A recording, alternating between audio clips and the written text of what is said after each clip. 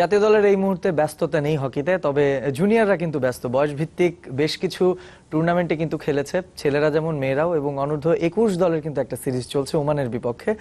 এবং এই সিরিজ এবং একই সঙ্গে বলতে গেলে হকি ডেভেলপমেন্ট সমস্ত বিষয় নিয়ে আমরা কথা বলবো আজকের ক্লেমন বিয়ন্ড দ্য গ্যালারিতে। সামিউল টিটু আছে আপনাদের সঙ্গে, অতিথি দুজন এবং একজন স্পেশাল গেস্ট আমাদের অবশ্যই Tahir Zaman, ex world cup winning member of Pakistan team, welcoming you. Thank you very much. And mister Rafiqul Islam Kamal, সাবেক তারকা বাংলাদেশ হকি দলের, আপনাকে স্বাগত আমাদের স্টুডিওতে। Tahir Zaman, he was the member of Pakistan world cup winning team and their team won the bronze medal at 1992 Barcelona. Yeah, Barcelona. And he worked here previously as a player, as the instructor of the coaches and all other things. And right now you're working as Oman under 21 team's head coach. Yeah, that's true. দর্শক, আপনাদের যদি junior hockey নিয়ে কোনো প্রশ্ন কিংবা মতামত থাকে আমাদেরকে জানাতে পারেন। স্ক্রিনে নাম্বার দেখতে পাচ্ছেন, সেখানে টেলিফোন করে অবশ্যই আমাদের দুজন অতিথি কথা বলবেন। বাংলাদেশের হকি নিয়েও আমরা কথা বলতে চাই, শুনতে চাই তাহির জামানের কাছ থেকে, যেহেতু তিনি খেলে গেছেন 90-এর দশকে এসে বাংলাদেশের ঘরোয়া হকিতে রফিকুল ইসলাম কামাল ভাইদের সাথেই।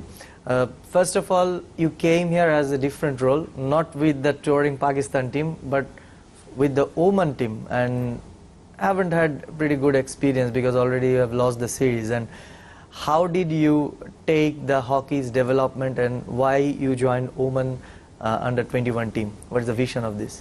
Well, I'm a professional coach, so whenever there is an opportunity, somebody wants to get my services and the terms and conditions suitable, then we have to work it out. And ultimately, working with these development countries, and especially second tier of development countries, it is always a challenge and good experience for me of learning as well. Yeah, you are right. The result shows we are not doing very well, but I think from our perspective, we just start with the Oman national under 21 team 3 months back, 3 to 4 months back. And after playing the under 18 Asia Cup 2016 in Bangladesh, they never had any activity. So the way they are going, we are playing against the tough team. We had 4 games in Pakistan versus Pakistan Development Squad, which was quite learning experience for the boys. And here also, team which they lost 10-0 to Bangladesh back in 2016, and now they are playing very competitive with the Bangladesh same team, which have been practicing throughout from 2016 till 2019. So yeah, on paper result shows that we are losing the games, but the way boys are improving and they are trying to minimize their mistakes by learning from these games, I'm quite satisfied. I'm sure that the target which we have already trying to chase, which is AHF Junior Cup, which is the ultimately qualifying round for Asia Cup, I'm sure that we will be able to achieve our target and we will get successful through AHF Cup to be able to participate in Asia Cup. So putting in front, which tournament you are preparing the boys and what is the vision? Well, that is the AHF Cup, I said ultimately. I think the venue is going to be announced soon, new venue. It's supposed to be held in Hong Kong in December this year. But some local situation there is not good. So AHF is thinking about to change the venue. And the new venue can be Oman or Thailand. So let's see. And we are preparing for that. I think playing against these strong teams like Pakistan Development Squad and Bangladesh National Under 21 team, both countries, they are preparing for different tasks. Like Pakistan is preparing for their Olympic qualifier and Bangladesh team is preparing for the Asia Cup, which we have yet to qualify. So I think it will be a very good brainstorming for our players, and we should be able to learn which are the gray areas we need to work on. Already few of the areas we have identified already. One of the area is penalty corner defensive structure. We have to improve. And ultimately, when entering the opponent circle, the finishing, the killing instinct needs to be improved. And we are focused, as I said, and I'm satisfied the way boys are putting up their efforts. Hopefully, inshallah, we will be able to have a better combination to play in HF Cup December. ওদের বয়সভিত্তিক দল ছিল না, যেটা বলছিল ওমানের। বাংলাদেশ অবশ্য টানা খেলছে গত কয়েক বছর ধরে। তারা তাদের পারফরমেন্সে স্যাটিসফাইড যে গ্যাপটা কমেছে, একটা সময় 10-0-তে হারতাম, এরকম একটা কথা বললো। বাংলাদেশ ওমানকে 10-0-তে ইনফ্যাক্ট হারতাম না। তো এখন সেই জায়গায় ওরা ব্যবধান কমাতে পারে, তারা তৃপ্ত। আসলে আমরা কতটুকু তৃপ্ত, কারণ এই একই টুর্নামেন্টে আমাদেরকেও তো খেলতে যেতে হবে এইচএফ এ। জি, ধন্যবাদ। প্রথম কথা হচ্ছে যে এখানে আসলে আমাদের তৃপ্ত হওয়ার মতো কিছু নাই। আর যে বিষয়টা তাহির ভাই বললেন যে 2016-তে আমরা 10 গোলে জিতেছি ওমানের কাছে, কিন্তু আসলে ওমান একটা সময় কিন্তু হকিতে এসে যেভাবে এফোর্টটা দিয়েছিল তারা তাদের হকিটাকে ডেভেলপ করার জন্য, তার ফলাফলটা হয়তো তারা পেয়েছে এখন, যে তারা বাংলাদেশের সাথে এখন কম্পিট করতে পারছে এবং নেক টু নেক ফাইটও হচ্ছে অনেক ক্ষেত্রে। তো বর্তমানে আমাদের আসলে টার্গেটটা হচ্ছে আন্ডার-21 এশিয়া কাপ, যেটা বাংলাদেশে হবে জুনে, এবং যে টুর্নামেন্টটা অলরেডি নাম হয়েছে Bangabandhu junior Asia cup hockey tournament. তো আমাদের টার্গেটটা হচ্ছে সেটাই। তো সেই ক্ষেত্রে আমরা এখানে একটা, যেটা আমাদের ফেডারেশন যে উদ্যোগটা নিয়েছে, যে আমরা কিছু এক্সচেঞ্জ ট্যুর করতে চাই, এবং সেটার প্রথম পদক্ষেপ হিসাবেই হচ্ছে যে আমরা ওমানের সাথে একটা এক্সচেঞ্জ ট্যুর করেছি। বর্তমানে ওমান টিম বাংলাদেশে খেলছে এবং বাংলাদেশ টিমও ওমানে যাবে, হয়তো এটা ডিসেম্বর অথবা জানুয়ারির মধ্যে হয়তো বাংলাদেশ টিমটা ওমানে যাবে। তো সেই ক্ষেত্রে আমাদেরও যেহেতু আমাদের বিশেষ করে আমি বলবো যে হকি টিম ম্যাচ খেলার সুযোগ খুবই কম পায়, আমাদের টুর্নামেন্টগুলো কিন্তু খুবই কম, এবং সেই ক্ষেত্রে এই আমাদের এখন যে টার্গেট আমরা করেছি, আমাদের এই টিমটাকে নিয়ে আমরা ইন্ডিয়াতে যেতে চেয়েছিলাম, কিন্তু কিছু সিকিউরিটি সমস্যার কারণে আমরা ইন্ডিয়াতে যেতে পারিনি। তো আমাদের মেন টার্গেটটাই হচ্ছে আসলে আমাদের জুনিয়র এশিয়া কাপটা, যেটা বাংলাদেশে হবে, এবং সেখানে world cup qualifying round also, এটা 2022-এ যে জুনিয়র ওয়ার্ল্ড কাপটা হবে সেটার এই কোয়ালিফাইং রাউন্ডটা হবে। তো সেই হিসাবে বাংলাদেশ টিমের যে খেলাটা আমরা এখন পর্যন্ত দেখেছি, প্রথম ম্যাচ এবং গতকালকে যে ম্যাচটা হয়েছিল, সেই ম্যাচ দুটাতে বাংলাদেশ খুব ভালো খেলেছে, কিন্তু পরবর্তী দুটো ম্যাচে খুব একটা ভালো খেলতে পারেনি। তো আসলে এখানে যে ধারাবাহিকতা যে দরকার আছে, সেই জিনিসগুলো আমাদের এখানে অনেক শিক্ষণীয় বিষয় আছে, এবং আশা করি যে আমাদের টিমটা ডে বাই ডে ডেভেলপ করবে, এবং আমাদের যে টার্গেটটা আছে ওয়ার্ল্ড কাপ কোয়ালিফাই করার, সেই টার্গেটটা আমরা অ্যাচিভ করার জন্য এখন থেকে আমরা প্রস্তুতিটা নেওয়া শুরু করেছি।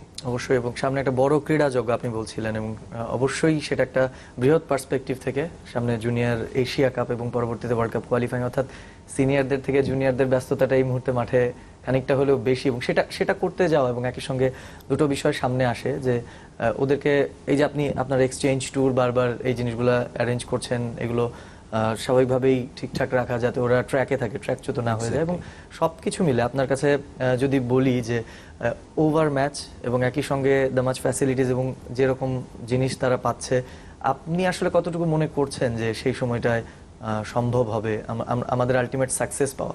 আপনাদের আলটিমেট গোলটা কি? আমাদের আলটিমেট গোলটা কিন্তু প্রথমত হচ্ছে যে আমাদের একটা ব্যাকআপ টিম তৈরি করা ন্যাশনাল টিমের জন্য। কারণ আমাদের দেখা যায় যে আমরা যখন ন্যাশনাল টিমটা আমরা যখন গঠন করি, বা আমাদের যে ন্যাশনাল টিমটা আছে সেই টিমের ব্যাকআপ কোনো প্লেয়ার থাকে না, বা ব্যাকআপ একটা টিম থাকে না সাধারণত। তো আমরা যে এবার উদ্যোগটা নিয়েছি প্রথম থেকে, আমরা কিন্তু একটা ওপেন ট্রায়ালের মাধ্যমে এই ক্যাম্পটাকে আমরা চালু করি, এবং 7 দিনের একটা ওপেন ট্রায়াল ছিল, এবং সেটাও ছিল কিন্তু আবাসিক ক্যাম্প। এবং আমাদের মেইন টার্গেটটা হচ্ছে যে আমাদের একটা আমরা আন্ডার-16, আন্ডার-18 এবং আন্ডার-21 টিম আমরা করে আমরা ন্যাশনাল টিমের জন্য পাইপলাইন তৈরি করতে চাই, যেন পরবর্তীতে প্লেয়ারগুলো ন্যাশনাল টিমের জন্য তৈরি হতে পারে। যেহেতু ন্যাশনাল টিমের এখন সেরকম কোনো প্রোগ্রাম নেই, আমাদের নেক্সট যে ন্যাশনাল টিমের প্রোগ্রাম আছে সেটা হচ্ছে আগামী বছর champions trophy, Asian champions trophy, যেটাও বাংলাদেশেই হবে, মোস্ট প্রবলি নভেম্বর ও ডিসেম্বরের দিকে বোধহয় হবে। তো সেই হিসাবে আমাদের এই উদ্যোগটা নেওয়া, যে আমরা যেন পাইপলাইনটা তৈরি করতে পারি ন্যাশনাল টিমের জন্য। এবং বর্তমানে আমরা যখন শুরু করি, আমরা সবাই বসে মামুনের সাথে, মামুন আমাদের যে কোচ, আমরা বেশ কিছু পয়েন্ট আউট করি যে এই বিষয়গুলোর উপর আমাদের কাজ করতে হবে। যেমন হচ্ছে আমাদের penalty corner defence, penalty corner attack, তারপর হচ্ছে আমাদের প্রেশারের মধ্যে আমরা বলটা কিভাবে নিজেদের বল পজিশনটা ধরে রাখবো, এরপর হচ্ছে ফরওয়ার্ডদের যে আপনার স্পেস তৈরি করা ইনসাইড দি গোল করার জন্য, এবং ফরওয়ার্ডদের জন্য একটা আলাদা স্কিল, মানে আলাদাভাবে স্কিল, মানে আমরা দেখেছি যে ফরওয়ার্ডরা শুধু বেশ 2-3টা স্কিল ছাড়া স্কোর করার জন্য তাদের স্কিলগুলোকে ইউজ করতে পারে না, বা তারা হয়তো পারলেও সেটা করতে চায় না। তো এই ধরনের বেশ কিছু বিষয় নিয়ে আমরা কাজ করবো বলে আমাদের প্রোগ্রামটা সাজিয়েছি, এবং আমাদের টার্গেট ছিল এই টুর্নামেন্টটা হওয়ার কথা ছিল ডিসেম্বরে। তো সেই হিসাবে আমরা একটা 6 মাসের এরকম একটা প্রোগ্রাম করেছি যে আমরা মালয়েশিয়া যাব, কোরিয়া যাব, ইন্ডিয়া যাব। তো সেই ক্ষেত্রে এটাই হচ্ছে প্রথম টার্গেট, আমরা ওমানের সাথে খেলেছি, এবং পরবর্তীতে আমরা এটাকে কন্টিনিউ করব, যেন আমাদের যেটা অ্যাচিভমেন্ট যেটা দরকার আছে, আমরা যেটা অ্যাচিভ করতে চাই, সেটা অবশ্যই হচ্ছে জুনিয়র ওয়ার্ল্ড কাপ কোয়ালিফাই করতে চাই আমরা। এশিয়া কাপে 2টা টিম যাবে, এরকম হতে পারে 3টা টিমও যেতে পারে। তো আমাদের মেন টার্গেটটা হচ্ছে আমরা যেন বঙ্গবন্ধু জুনিয়র এশিয়া কাপ যেটা বাংলাদেশে হবে সেখানে যেন আমরা ফাইনালটা খেলতে পারি, এটা হচ্ছে আমাদের মূল সেটা অবশ্যই একটা বড় লক্ষ্য। তাহির জামান এদেশের হকির অত্যন্ত পরিচিত মুখ, very familiar face in our country. Tahir played league here in 90s. Actually, Oman is one of the fewest Gulf nation who has hockey. Actually, so having seen some talents in Pakistan, and there are very raw talents in Pakistan in hockey, and right now you have the experience to work with the Oman, a developing hockey country. What is the obstacles and how you find their things back there in Oman to grow players and put up them into the under 21 team?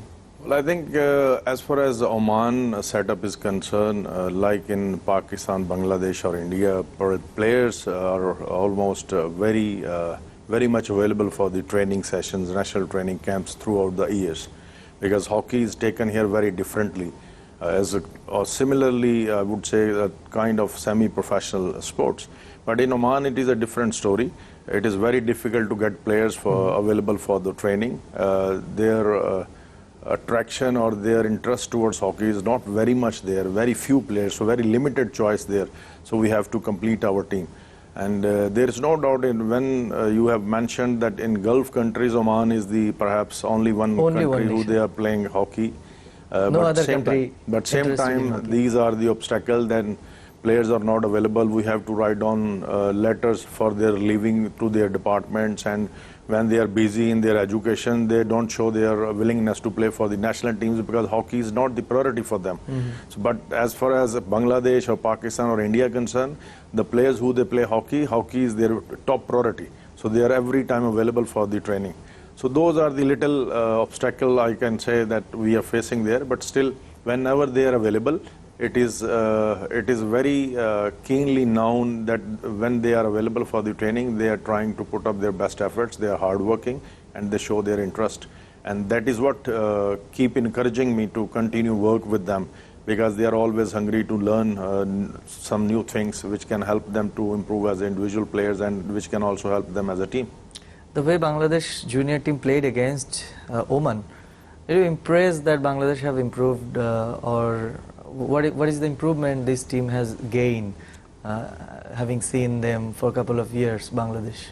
Well, I would say I think they have a better structure and the basic skills, passing especially, I would say, that has been improved. I have noticed that.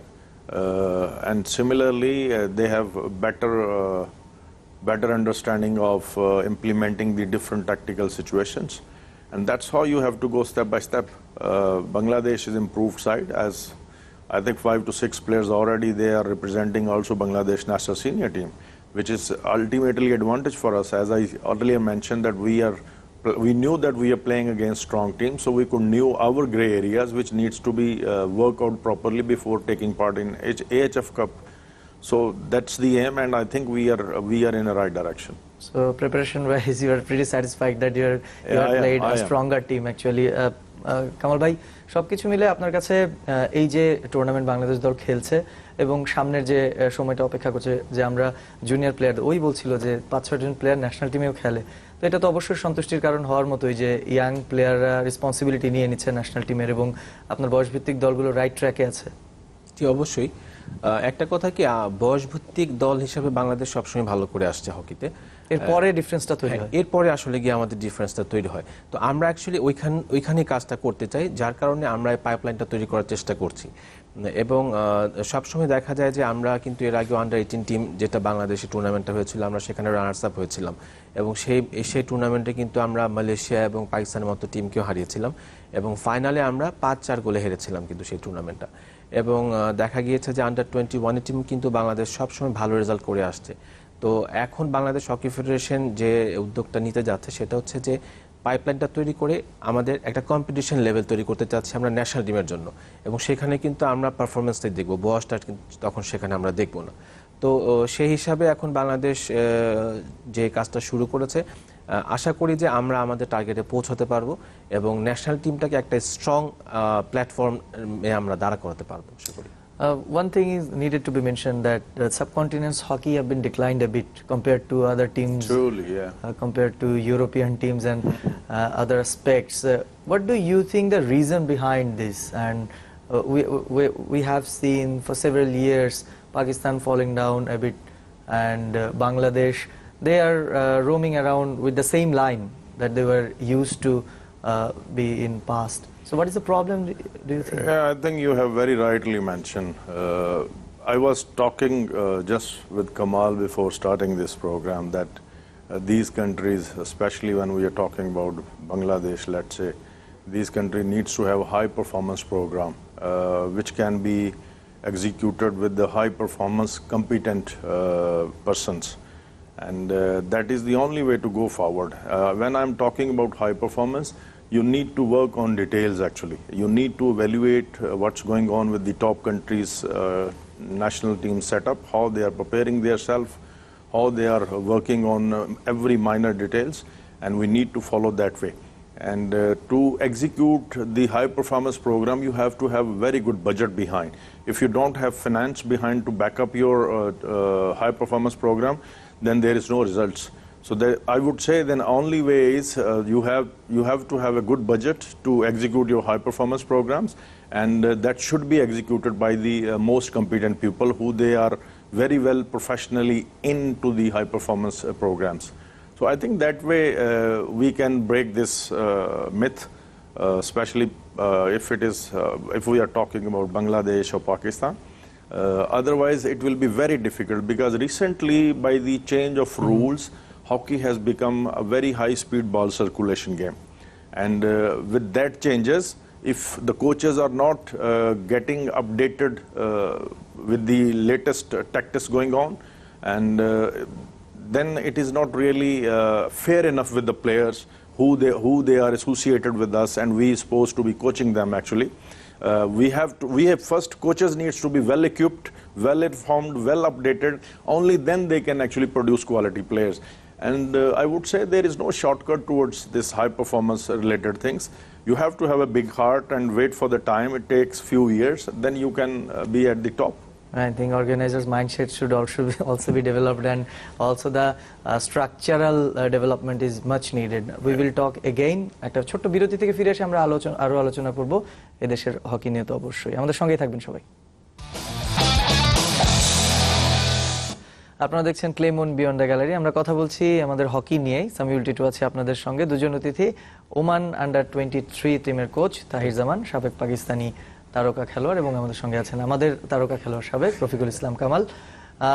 Tahir জামান, যেটা বলছিলেন যে funding এর ব্যবস্থাটা in fact HF কিংবা FIH থেকে মুশকিল hockey ডেভেলপমেন্টের জন্য, কিংবা যে কর্মকাণ্ডগুলো পরিচালনা হয়, কিন্তু তারপরও মানে যে বিষয়টা থাকে ফিফা থেকে যেমন ডেভেলপমেন্টের জন্য ফুটবল ফেডারেশনগুলা, ডেভেলপিং কান্ট্রিগুলা অনেক একটা মানে কি বলবো যে ফাইন্যান্সিয়াল হেল্প পায়, সেই জিনিসটা আমাদের হকি কিংবা হকির যেসব উন্নয়নশীল দেশগুলো তারা কেন সেই অর্থে সেভাবে কিছু যোগান পায় না? জি, প্রথম কথা হচ্ছে যে আমাদের হকিটা কিন্তু প্রফেশনাল গেম না, এবং সেই হিসাবে ফুটবলটা যেরকম ওয়ার্ল্ড ওয়াইড প্রফেশনাল গেম, এবং সেই হিসাবে এই আপনার আমরা যেটাকে বলি হচ্ছে ফিফা হচ্ছে একটা প্রফেশনাল অর্গানাইজেশন, বাট সেই হিসাবে এফআইএইচ বা এইচএফ কিন্তু একটা প্রফেশনাল অর্গানাইজেশন না। যার কারণে হচ্ছে বিভিন্ন সময় তারা হয়তো আমাদেরকে কিছু ফান্ড বা অন্যান্য ইকুইপমেন্টসের দিক থেকে হেল্প করে, কিন্তু ফিফা যেভাবে একটা দেশের ডেভেলপমেন্টের জন্য যেভাবে ফান্ড দিয়ে থাকে, সেই হিসাবে এফআইএইচ অথবা এইচএফ কিন্তু সেই হিসাবে কোনো দেশকে সেভাবে ফান্ডিং করতে পারে না। তো তারা যেমন আমরা যখন এই অ্যাস্ট্রোটাফটা এখানে বসেছিলাম, তখন তাদের সাথে আমরা কথাবার্তা বলে কিন্তু তারা আমাদেরকে একটা হেল্প করেছিল যে এই প্রাইসটা এত না, এইভাবে তারা একটা কমিয়ে দিয়েছিল ইন্টারন্যাশনাল অলিম্পিক অ্যাসোসিয়েশনের সাথে কথা বলে। তো এই ধরনের হেল্প তারা করে থাকে। আর আমি যতদূর জানি যে বেশ কয়েক বছর আগে আমাদের উপজাতি হকির ডেভেলপমেন্টের জন্য তারা কিছু ফান্ড দিয়েছিল। তবে বর্তমানে সেটা তারা দিচ্ছে কিনা সেটা আমার এই মুহূর্তে আমার জানা নেই। তো তারা আমাদেরকে এইভাবে হেল্প করে। আর বিভিন্ন সময় বিভিন্ন এডুকেটর কোচিং কোর্স যেরকম হয়, যেমন এর আগে তাহির ভাই এসেছিলেন বা মিশেল কিনান এসেছিলেন। আমরা আপনার সাথে আরো আলোচনা করব এবং ফিরবো আবার আপনার কাছে। আমরা আছি আলোচনায় বিয়ন্ড দ্য গ্যালারিতে হকি নিয়ে কথা বলছি। যেতে চাই তাহির জামানের কাছে। Tahir, a few years back you came here to conduct a coaching course. So what do you think, apart from not developing the infrastructure and other facilities, how much can good coaches bring to the hockey and the development? I think a lot depends on coaches actually. And if there is a continuity of these kind of coaching courses in a country, I mean, if there is a refresher courses after 6 months and a year, and I think that is the way to update the knowledge of the local coaches. And I believe as far as we can support the local coaches through national associations by having these kind of coaching courses, that is the best way to develop your national sides. Because if they are updated, they will be able to transfer that knowledge into the players.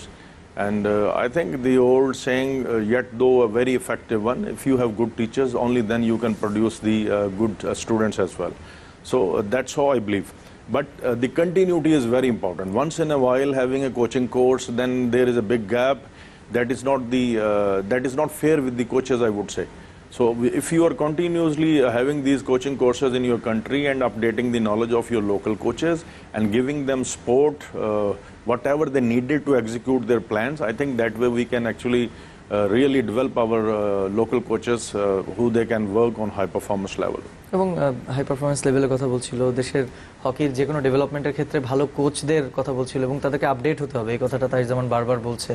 সেটার প্রেক্ষিতে আপনার কি মনে হয়, আমরা কিন্তু dependency অবশ্যই আমাদের বিদেশি কোচের প্রতিই থাকে, জাতীয় দল বলি, বয়সভিত্তিক দল বলি, আমাদের দেশের কোচেস ডেভেলপমেন্টে আপনারা আসলে কতটুকু স্যাটিসফ্যাকশনের লেভেলে, যেহেতু আপনি হকি ফেডারেশনও আছেন? যে আমরা কিন্তু সবসময় চাই যে এই আমাদের দেশের কোচেস যারা এখন করছেন এবং যারা আসতে চান, তাদের যারা আগ্রহী আছেন, তাদেরকে আমরা চাই যে তারা যেন সবসময় কোর্সগুলো করে থাকে। বিভিন্ন এফআইএইচ এর কোর্স আছে, এইচএফ এর কোর্স আছে। আপনি হয়তো জেনে খুশি হবেন যে আমাদের যে ওমেন হকি টিমটা সিঙ্গাপুরে খেলতে গিয়েছিল এবং সেখানে যে আমাদের দুজন কোচ ছিলেন, রাজীব এবং টিটু, তারা কিন্তু সেখানে একটা কোচিং কোর্সে অংশগ্রহণ করেছে।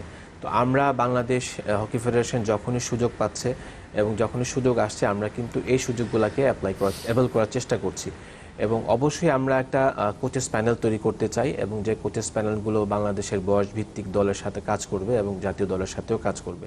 এবং বর্তমান আপনি যদি গত 5 বছর বা 10 বছর পিছনে যান, তখন সেই অবস্থা থেকে কিন্তু এখন কিন্তু বাংলাদেশের কোচেস কিন্তু অনেকগুলো কোচ কিন্তু বাংলাদেশে তৈরি হয়েছে। লাইক আপনি ধরে থাকেন, আপনি মামুন আছে, এখানে রাজু আছে বিকেএসপির কোচ, এরপরে আশিক আছে, শুভ আছে, বিপ্লব আছে, নান্নু আছে, এছাড়া এতেশাম আছে, মিতুল আছে, এরকম বেশ কয়েকজন এক্স প্লেয়ারগুলাই কিন্তু বর্তমানে হকি কোচিংয়ের সাথে জড়িত। তো আমরা অবশ্যই চেষ্টা করব যে যেহেতু আমাদের হকি ফেডারেশনের এখনো সাব কমিটিগুলো হয়নি, আমরা সেই সাব কমিটিগুলো করে আমাদের বিভিন্ন কমিটির মাধ্যমে আমাদের যে কার্যক্রমগুলো আছে সেগুলো আমরা চালু করব। সাবেকটা যুক্ত হওয়ার কারণে আপনারা অনেক আশাবাদী যে হকিটার ডেভেলপমেন্টের ব্যাপারে, এবং যারা এসেছে তারা সবাই ন্যাশনাল লেভেলেরই কিন্তু। তো সেই ক্ষেত্রে বেসিক যে জিনিসগুলো আছে তারা সেই জিনিসগুলো যদি জোর দেয় বেশি করে, যেমন তাহির ভাই কিছুক্ষণ আগে বলছিলেন যে আমাদের বাচ্চারা বিকেএসপি থেকে আসছে, আমি আসার সময় কথা বলছিলাম যে আমাদের যে ছেলেগুলো আছে তারা সবাই বিকেএসপি থেকে আসছে। তো সেই ক্ষেত্রে আমরা যদি বিকেএসপির বাইরে গিয়ে যদি আমরা ডেভেলপমেন্টের কাজ করতে পারি, হাই পারফরমেন্স কাজগুলো যদি করতে পারি, বাংলাদেশে হকির বর্তমান যে অবস্থা, সেই অবস্থা আগামী 4-5 বছরের মধ্যে অনেক ভালো জায়গায় পৌঁছে যাবে আমার মনে হয়। Some good friends and having played here, you have experienced warm welcome every time you came here. Yeah, so indeed. How much fondness do you have for this country and how much appreciation did you get from Bangladesh whenever you visited the country? Yeah, it is always there. I mean, I started playing for Mohammedan Sporting Club back in '95, I think, and we became hat-trick champion. As you said, many known friends. One of them is sitting just beside me, and many others as well. And it is almost, for me, Bangladesh is like a second home whenever I came here. Very warmly welcomed and very consciously looked after by my friends as well. They keep on asking, let's go for a dinner, if you want to go somewhere. So that is, I'm very thankful to all of them. But as you said, it is always very warmly welcomed. And I feel honored myself that I have been known to these people or friends here, who they are always ready to welcome me here. And Tahir Zaman, Shahbaz, Navid, তারা এসেছিলেন, কিছুদিন আগে কাজও করে গেছেন। খুব close affection বলছিল সেই কথাটা এই দেশে, মানে আপনারাও মানে খুব অবশ্যই অ্যাকচুয়ালি শাহবাজ, তাইজমান, কামরান আশরাফ, আসলে ওনাদের সাথে ওনাদের নাম শুনে কিন্তু আমরা তখন খেলি। তারা বিগেস্ট স্টারস এদেশে। ডেফিনেটলি তারা শুধু না, তারা 94 ওয়ার্ল্ড চ্যাম্পিয়ন টিমের সদস্য, এবং আমাদের খুব ভালো লাগে যখন আমরা তাদের সাথে খেলেছি। এবং ওই সময় কিন্তু বাংলাদেশের হকির যে মানটা ছিল সেই সময়ের মানের সাথে এখন কিন্তু অনেক ডিফারেন্স চলে আসছে। কারণ আমরা বিদেশি প্লেয়ার যারা আসতো, যেমন এক দলে খেলতো তাইজমান, কামরান আশরাফ, শাহবাজ ভাইরা, একদিকে এদিকে ছিল আপনার ধনরাজ পিল্লাই, ছিল মুকেশ কুমার, সাবু বার্কি, যেমন উষাই খেলেছে, আপনার অনিল এলডিন খেলেছে, রিয়াজ খেলেছে, শাকিল খেলেছে। তো এই যে মনে করেন যে বিদেশি প্লেয়ার যে কোয়ালিটি ফুল প্লেয়ারগুলো আসতো, এবং সেই সাথে আমরা তাদের সাথে লিগের চার্মটা বাড়তো ডেফিনেটলি, এবং সেই সাথে আমাদের কিন্তু কনফিডেন্স লেভেল বা আমাদের যে পারফরমেন্স লেভেলটা ছিল সেটা কিন্তু অনেক উপরে ছিল। যেমন ওনাদের সাথে খেলার সময় কিন্তু আমি হায়েস্ট স্কোয়ার হয়েছি লিগে, সো এটা আমার জন্য কিন্তু অনেক বড় একটা অ্যাচিভমেন্ট ছিল। আমরাও আশা করবো যে বড় বড় তারকারা এখনো বাংলাদেশে আসবে এবং এদেশের লিগের যে স্ট্যান্ডার্ডটা আপনি বলছিলেন জৌলুসটা, সেটা আরো অব্যাহত থাকবে। ধন্যবাদ আপনাকে Rafiqul Islam Kamal. Thank you very much Tahir Zaman to come here and share your thoughts with us. আমরা আজকের আয়োজন শেষ করছি দর্শক, সবাই ভালো থাকবেন, সুস্থ থাকবেন।